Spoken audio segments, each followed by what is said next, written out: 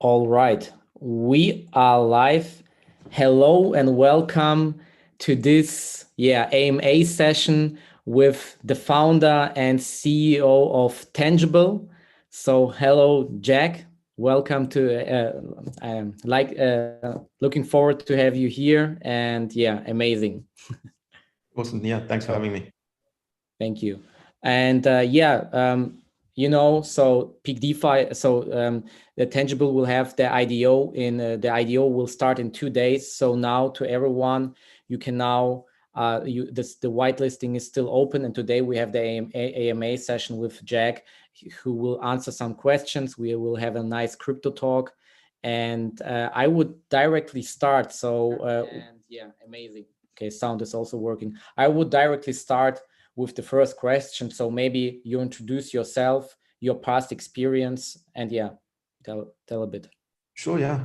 My name is Jack Singh. I'm the founder and CEO of Tangible. I've been in the space since around 2017.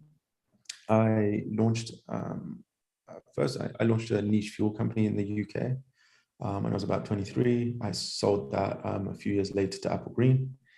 And then we were just doing some investing, seed round angel stuff when I kind of started to get into crypto. And then we built Vid, which is a video social media app that pays you for your time and attention, kind of pioneered that space. And then we sold that a few years ago. And then recently just doing the same again, a lot of seed, angel stuff, family office things, when we were kind of coming towards the end of the cycle and starting to look at, as we risk off from some of crypto, what can we invest in? What are we going to, if we enter a bear, what kind of assets are we going to be getting into? And then that's kind of when we stumbled into Tangible, started to build it essentially for ourselves. We're crypto natives. We want to keep, the majority of our money on chain. We don't like going back into fiat. We started to ask around our friends, would you like, is this something you would like, Tangible, like products, real world assets, whether it's wine, whether it's real estate, would you like access to these asset classes on chain? And the answer was kind of just an overwhelming yes from crypto natives. So we started building. Amazing. I like that. And I think we will come to the topic, how your marketplace work later. But what I really like is that you have already a successful past track record, right? It's very difficult because we have so much new ideas, new projects, but it's very important so you find very less entrepreneurs who had already a successful track record. That's very important. This is already what I like, because you have this experience to bring projects successfully until the end, and that's what I like. And but right now, I mean, we have a special also situation in the market. I mean, right now, you're launching Tangible, a new project in a bear market, and it's of course a challenge, right? So because there's less liquidity available and maybe limited excitement and energy in the space. And how is Tangible better suited for this type of market than other projects? Yeah, sure. Well, it's something we actually kind of thought about, right, 9 months ago as we started to build, is probably we're going to be launching into a bear market if crypto follows the previous cycle's pattern. And we continue down the path regardless, mainly because cycles are cycles. Everything that goes down eventually goes back up. But more so, we think it's actually a great time to launch because traders are kind of bored. There's not a lot to trading. Kind of BTC chop, alts chop it's not very rewarding. Very often the market will beat you. People want to trade stuff. These are asset classes that people can still trade in a bear market that will likely fare much better than crypto assets. They're decorrelated from the rest of crypto. They're not decorrelated from the whole economy. Obviously, if we enter a massive recession, all assets will get hit, but they are decorrelated from crypto.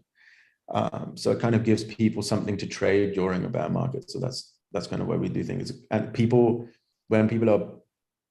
when there's not so much excitement and froth in the space, it's easy to get people's attention, I think, if you're building something. Yeah, yeah, that's true. Yeah, and how you see the macro environment, and yeah, if that will also influence or influence that also the creation of Tangible. Yeah, sure.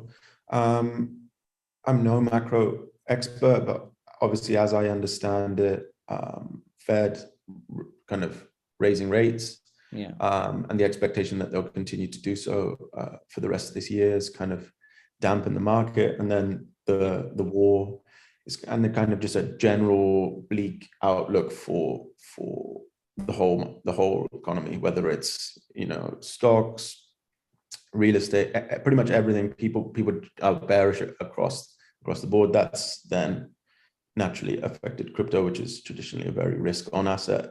It's kind of right out there on the risk curve. As people start to de-risk, crypto is one of the first things. But it actually it's fared pretty well if compared to previous times when the whole market, when everything tanks. Crypto's actually held up pretty well compared to some. yeah, If you look at even some NASDAQ, like real tech blue chip stocks are getting hammered. yeah, like Netflix. Yeah, like Netflix, yeah. Yeah, it's crazy. It's really It's crazy. crazy. And do you think so? Maybe the last question about the environment. What could be the catalyst in your opinion to change maybe this environment right now? Sure. I guess one of the things that some people are predicting, people who are macro experts, is that the Fed if we do enter a recession, the Fed is pushed into a position where they have to basically lower rates again. And Yeah. we enter this perpetual low rate environment that could last, years, decades, however long. That could obviously be one thing that boosts everything again. I think another thing which people are kind of discounting is the exponential adoption curve of new technologies. Yeah. And where we are in that curve, if you look at us, look at crypto against the internet, 20 years ago, how much was the internet involved in your life? You would basically use some basic search engines, and other than that, basically not at all. Now the internet's infiltrated, whether you're ordering food, you're watching TV, now we're streaming every part of our life. And that's the same thing that's going to happen with crypto. We're at that point, but in 10, 20 years, there won't be a single thing with regards to money, whether it is buying a house, anything, whatever you're doing with money, it's going to infiltrate every single, and that in itself, I think, as crypto could decouple from the rest of the economy just because through adoption, and that could kind of send crypto on its own bull run. Yeah, that could be a game changer. And you see more and more hodlers we have right now. And yeah, I think also there will be in the next maybe months, maybe years, a decoupling from that. Yeah, yeah. Yeah, let's jump to more now into Tangible, right? Let's talk about tokenomics. So how the tokenomics for Tangible have been structured to account for the issues we are seeing in the marketplace. Sure. So the Tangible token works on a VE token model, similar to Curve, which basically means you lock up your tokens in exchange for something. In this case, it's an exchange for additional tokens, but more so, it's an exchange for access to marketplace revenue. So all of the revenue that we charge a 2.5% fee every time a TNFT changes hands, the same as OpenSea, and all of that revenue accrues back to the token. So every transaction, 33% of that fee is used to buy and burn the token, and then 66% of that in USDC is distributed to people that have locked up their tokens. And when you do lock up your token, in return, you get an NFT that represents your locked position. So although your tokens are locked, you can trade your NFT. So you still got sort of some liquidity to get out of your locked position. Yeah, that's really an amazing idea. I mean, I talked with you before we started the interview, and I mean the idea of tokenized assets we had already 2 or 3 years ago, and there was the talk about security tokens and so on, and you created a solution with NFTs solving that, right? It's a really amazing idea in my opinion, and yeah, maybe you can give more details on the marketplace and yeah, the Tangible products. Sure. Yeah. The marketplace launches on the same day that the token does, May 2nd. We deliberately built everything that way because the token is so obviously intertwined with the marketplace. The products that we're going to be launching with are wine, gold bars, and luxury watches. And then about 1 week after, we're just waiting on the surveys and the final pieces. Properties will launch the first property. But we've got four properties already that we've bought and that we'll be tokenizing. And then we've got another over 100 in the pipeline. They're in the north of the UK. They are single family homes. The tenants are on government aid, or the government are basically the tenants. So there's guaranteed rental income there backed obviously by the government. And then the rental yields are about 9 or 10% on those initial properties. And then 4 or 5% capital appreciation in that area over the last 5 years average. So you're looking 14, 15% net yield, which obviously comes back to the same point that during a bear market, more so you're competing against stable farms. Yeah. And that sort of yield then is a solid yield even in DeFi against, some of the more exotic stable farms. Amazing. And here also for the community as information. So the IDO starts on the 28th of April, right?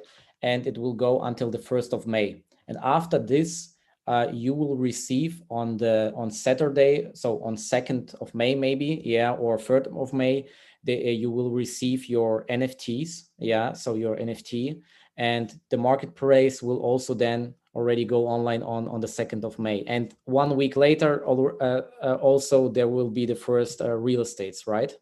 Yeah. Amazing. As a summary, great. So you talked about the expected yields on real estate. How it is about wine and watches, because this market is okay. Watches not. I have some watches, but about the yields of wine or on wine, I really not heard about it. So maybe you can explain also something about that. Yeah, wine typically, if you're kind of buying the top 50 or top 100 investment wines, so that's a lot of the old chateaus in Bordeaux. They have yielded 10 to 15% on average over the last 10 years. They've also beaten the S&P 500 over the last 10 years. So they're pretty solid investment class kind of blue chip asset. Watches are much more about selection. So if you've selected the right Rolexes, many have done a 2x in the 12-month period or more. It's really about selection there. But yeah, those older vintage, those kind of lower value Rolexes, those have done really well with appreciation. Yeah, and let's talk more about watches. So are you focusing only on Rolexes, or maybe also Audemars Piguet, Patek Philippe? So what are you focusing? Yeah, so we have AP, Patek, but a large majority is Rolexes through our partner, BQ Watches. They're really Rolex specialists. But we have a new partner for watches as well that I'm not going to announce their name yet, but they're coming in probably a month or so. And they have a much larger vintage watch collection, bunch of vintage Pateks, and they're very, very big in Asia. They do a lot of their watches go to like Christie's or Sotheby's, really like rare auction pieces. Nice. Okay, sounds great. And maybe again, so for our audience, maybe you can explain again the Earn Plus overview, right? So because users are benefiting from that TNFT assets appreciation, maybe you can more talk deeply about it. Yeah, sure. In parallel to our audience, if you have any question, you can now write in the chat, and maybe the first 3 or 5 the best 3 or 5 question I will ask Jack here in the AMA session. Yeah, so Earn Plus is this concept that, a core piece of Web3 is that you, as a user, should own a piece of the platform that you're using. So the way that that works is every time you buy a TNFT, some tokens, tangible tokens, are basically attached to it. And then, so because of that, you get this kind of three-pronged earning. You're earning one from the blue chip asset that you're buying, so the wine or the Rolex or the property increasing in value. And then because of the tokens that are attached, you're getting extra token rewards. So extra tangible tokens are released from that TNFT over the next year, 1 to 4 years. And then you're getting USDC, which is coming from the marketplace revenue. So like if you're buying a bunch of TNFTs, then a bunch of the revenue will kind of accrue to you. And the earlier you are with that, the more rewards you get, and the more. So the earliest users end up being the largest owners of the platform. Yeah, because you have this about the untouched tokens, right? We have their multiplier. So, for example, for 4 years, if the user decides to hold them for 4 years, I think the multiplier is 25, right? Yeah. And so he needs to decide at the beginning how. So can he decide at the beginning that he will hold it for 4 years, or there is no decision needed? Yeah. So explain. Yeah, so with a TNFT, the way that it works is linked directly to storage. So if you pick 1, 2, 3, or 4 years storage, for the item, that's basically then how the multiplier works. Got it. Okay. Yeah, I mean, I'm basically have all my questions already. So you answered many things, and let me check. Yeah, you also already talked about the size of real estate. Yeah, so you focusing on one family buildings, right? Initially, yeah, mainly because they're lower ticket size, so they're easy to buy. And any kind of whale can come in, buy that initial property for 50, 60K, take it to the self-fractionalization tool, split it into fractions, and then sell it onto the marketplace, and then everyone can participate. But also because the yields, that's kind of where the highest yields are. So if you look at it's not a particularly nice association, but if you look at BlackRock and any of those guys, that's kind of what they focus on in the US as well. Single family homes is what they've been getting bad press for buying up a bunch of single family homes and driving up the prices. And we're conscious of that as well, that we don't want to be associated with that sort of thing. But at the same time, the flip side of that is we're giving access to anyone of any ticket size, so someone could come in with $100 and buy a rental property. So there is a flip side. This was already my next question. So that's amazing with this fractionalizing. Is so everyone is, so that's very important. So you don't need to have much money to participating on real assets, and I think that's a big step, right? So we talked already about tokenized assets 2 years, 3 years ago. There was no solution, and with that, I mean, it's amazing, and you can participate on yields on real world assets. So I think this solution, I mean, you did also maybe, of course, you did a research. Are there any competitors who have any idea like you have? Yeah, sure. I think there's a competitor that does watches called 4K. I think they do watches and sneakers. Okay. They're backed by Consensus and Electric Capital IDEO. They don't have fractionalization. So at the moment, it's pretty much it's like kind of for whales. There's a competitor called Lofty.ai that does property in the US. They only do property, and it's like a centralized solution. It's not really built for DeFi. As far as I'm aware, we're the first kind of DeFi solution that covers property in this way, for sure, and then that has all these other asset classes as well, and fractionalization. So so you're the first one who has this kind of solution where people can participate with smaller amounts. And and also maybe good to know for the users, the token or the marketplace will be on the Polygon network, right? Yeah, correct. Both the marketplace and the token and the initial DEX listing as well on SushiSwap Polygon. It's all on Polygon. So also here, very important for the audience, because on the PEAKDEFI Launchpad, you will participate on the Binance Smart Chain. So you will purchase BUSD but you will receive on the 2nd of May or 3rd of May, you will receive the NFTs on the Polygon network. So important to change your the network, and yeah, so that's very, very important. Let me check if there are any questions. But I see we have India people inside the webinar.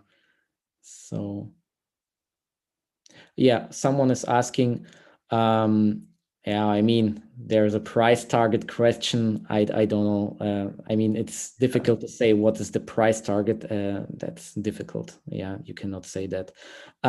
But is the amount of this token limited, or will the amount grow in time? So is there an inflation, or do you have a max cap? Yeah.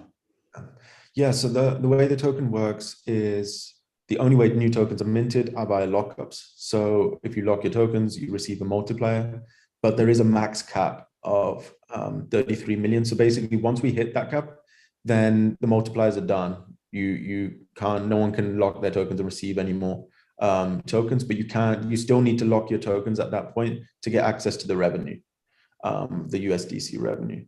So yeah, once that max supply is hit, but that can, once the max cap is hit, then the burn starts to kick in.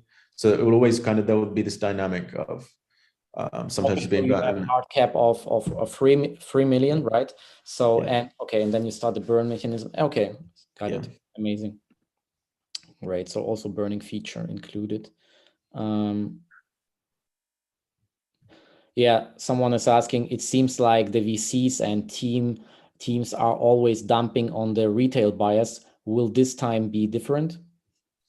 Yeah, so I've got an article out on Medium. I think it's called "The Death of the IDO, Long Live the ILO" or something. But basically, it's this concept that IDOs are broken. We did an analysis of 100 different IDOs, and over 75% of them are down from IDO price. And it's always down to this same mechanism, right? That teams, and the way tokens are designed is that you launch with a tiny little float. So there's not many tokens out there at all. And then all this retail capital rushes into that tiny float, and you have a massive, insane pump. And then VC and team tokens start to unlock. And then they just dump on you week after week, a month after month after month. And the chart is just a straight flagpole up and then down forever. And that's obviously broken, right? It's mainly broken, especially if you want to actually build something. If you want to build a product, you need a community, and generally your community and your token holders and your users they're all the same people. As soon as that sort of price action starts to happen, then your community becomes disheartened. There's a lot of like bad sentiment in the group, and then those are the same people that are meant to be using your product. So it's kind of like inherently you're kind of cursing yourself from the beginning if you're setting yourself up to fail if you launch it in that way. So the way our tokenomics is designed is all around like we've been talking about the locks and the multipliers, and it's really around longevity. And the purpose of the whole system is to give the marketplace time to kind of start to build up users and start to build up revenue, so the token is actually accruing real value from that revenue and from those marketplace fees. So in this case, all VCs have been sold 4-year NFTs. So they're all locked in for 4 years. All of the team are in the same position, 4-year locked. So everyone's kind of on a level playing field. So if the token does dump, it won't be through like bad design or bad intent. Yeah, it would just be like product doesn't find product market fit or whatever. There's no market for this thing. Rather than, I think a lot of IDOs are designed with bad intent. Yeah, that's true. Yeah, I also like the idea of the storage and getting yields, and yeah, so much better than most of the other projects. That's true. So thank you for that. And let me check again the chat. I see no new question, but maybe I have a new one. So how big is your team right now of Tangible, and where you are mostly located right now?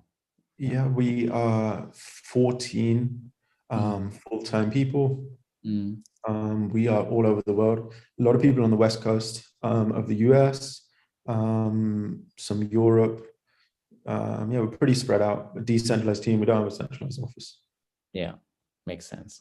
Same as we are. Yeah, great. Okay, so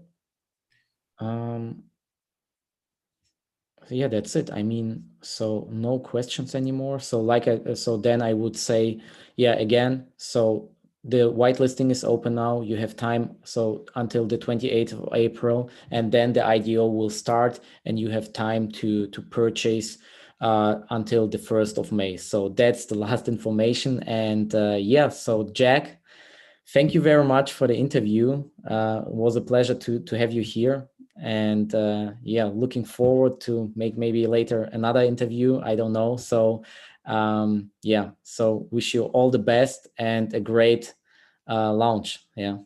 Awesome. Yeah, thank you very much. Thank you. Bye Thanks, bye, bye. everyone.